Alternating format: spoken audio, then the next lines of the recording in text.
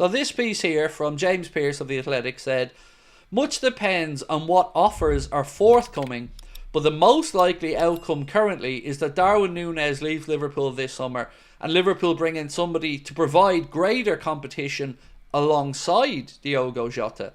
Now, it does seem that Arne Slot trusts and backs Diogo. We've seen that from the team selections, and to be fair, last night that manager's faith was repaid. But I wanted to get your thoughts on this one. Do you think it'll just be Darwin Núñez that departs from the attacking line this summer? Or, like me, do you think that we will see a secondary sale? Whether that's Diaz or Jota, I really don't know. Honestly, for me, keeping Diaz around would be my preference over Jota. But if Jota and Diaz both stay and it's just Darwin that's replaced, I've no problem with that either, as long as the club do go out and bring in somebody who, well, is going to be an improvement, at least numerically, on the numbers that Darwin Núñez is putting up. The most likely candidate, of course, looks like Hugo Ekitike, but his price seems to be changing by the day and going up as well. Latest reports linking him with moves of about €80 million, according to Sport Bill. They say Liverpool, Arsenal and United are very keen on the prospect of signing Hugo Ekitike, but Frankfurt striker is likely to cost around €80 million, which is about £68 million. Again, I just hope whatever the plan is for us, we execute it quickly and we aren't hanging around being dragged through another summer of uncertainty. Dave said Diaz's work rate is phenomenal. Oh, last night, man, he was brilliant. He was. And one of the qualms and problems I've had with him, Dave, has always been I think he tends to drift inside too much. But last night I felt he mixed up his variation of attacks. I have one stat from last night that I took from Match of the Day, and it absolutely shocked me. Did you know that Liverpool last night put in was it 40? 30 crosses. 30 crosses, and only 4 of them reached the Liverpool shirt. And that, my friends, is something that we have to work on. Because we talked about these aimless balls being put into the box or being pumped forward. But to see it laid out by Mika Richards on Match of the Day with those numbers of 30 crosses, 4 of them reaching a Liverpool player, that's wasting good build-up position, and that's wasting opportunities. And we need to find a way to be a bit more fruitful in the final third. We can't be having that kind of success rate. And that's just ones that reached a Liverpool shirt, by the way. So these are crosses, corner kicks, free kicks, anything basically where the ball's put into the box 30 times last night and only 4 of them reaching a Liverpool player. We need to work on that. Chris said, how are you? I hope Diogo stays, but he needs to kick on after last night. I rate him, but don't want to see him go. Look, I like Diogo Jota as well, but I'm not convinced by him this season at all. Great goal last night, very Diogo Jota-esque, if I may say. A. Michael said, Craig, I hope you're well, mate. I think Ekitike would be good signing for us. Yeah, look, if I'm predicting our window, I'm going to have a guess, something like this. Kirkes, unsure on centre-back. I'm actually not really expecting a midfielder signing at this moment in time, unless Elliott gets sold. And Ekitike up top. And I'm not really expecting these spoofers to do much more than that. Despite the fact that, well, clearly Chiesa has to go. And he has to, let's be honest about this. Federico Chiesa has to go. Not because you don't like him, not because I don't like him, because it's a waste of a goddamn place on the bench and £7 million a year. So that's the first poll I'm going to ask you tonight, because put your own desires aside, it's £7 million a year being wasted, plus the transfer fee. So I'm going to ask you, should we sell him this summer because Arne won't play him? Should we sell Chiesa in the summer as Slot refuses to use him? I think that's fair enough. So we'll go with that one. Vote away on it and see what you think. Hart says no. Head says yes. I hope Chiesa can prove himself to Slot. I just don't think that he's going to get the chance, George.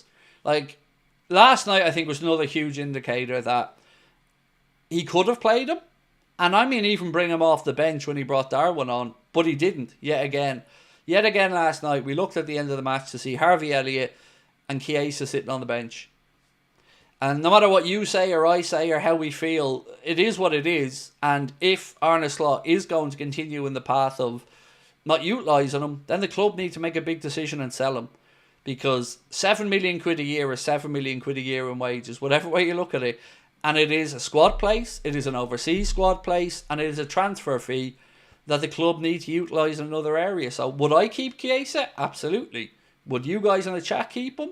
I would edge yes. Most of you probably would.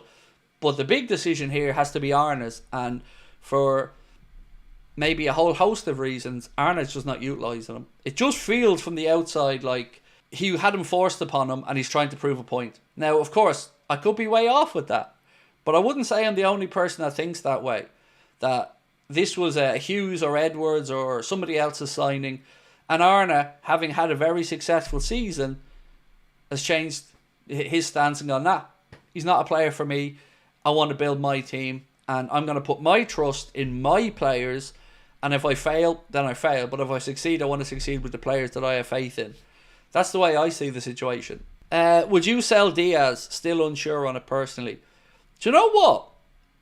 No, I wouldn't. He's 2 years to go, so you risk him walking at 30 for free. But the calculation here, because of his lower wages, I think should be, what is Luis Diaz worth to us over the next 2 years in wages versus what we might get from in a transfer fee? I'd like to give him an extension. So if in an ideal world, I'd say sell Jota, sell Darwin, keep Diaz, give him a 1 year extension, give him a good bump in wages to move him past the 100 grand a week mark anyway, and buy yourself another year at the same time in his contract. That's what I'd do. Because look, right now, we've got really good options on the left-hand side. In Cody Gakpo and Luis Diaz, that's brilliant. And they're our players. They're already at the club. So, for me, we can improve through the centre. On the left, I don't think we need to improve. We have two brilliant players here. Keep them. And I would say give something like 120 grand a week to Diaz. Maybe a bit more. Maybe give him Chiesa's wages. So 140 grand a week. A 1 year extension. And keep him at the club. And put if they want, throw a realistic buy-in clause in there. Because he's still getting older anyway. So if you have a buyout clause in there and it's triggered next summer, well, if somebody comes in and pays even 40 million, 50 million quid, so be it. We need to be proactive again. And this is what happens when we allow the contracts to run down. We're in the position of, well, are we going to see Diaz walk out the door for free in 2 years? Or are the club forced to sell him this summer? And if they're forced to sell him this summer, it's because they forced themselves to sell him this summer by stalling on the contract negotiations. Sometimes I struggle to figure out where the sense is in some of the decisions the club have made. Right, let's talk about Takefusa Kubo for a little bit. Because Team Talk have said Liverpool have been in contact with the representatives of Takefusa Kubo and could make a move this summer if Real Sociedad fail to qualify for Europe. When I tune in to try to watch some of Sociedad, I would say it's probably been 50-50 if he even starts when I watch Sociedad. Now, maybe I'm being unlucky, maybe I'm tuning in when he's coming back from injuries or whatever, but it definitely doesn't feel to me like he's shown enough at Sociedad to justify a move to Liverpool for the money they'd ask. But he is a long-held name that comes up in circles when we talk about Liverpool forward business.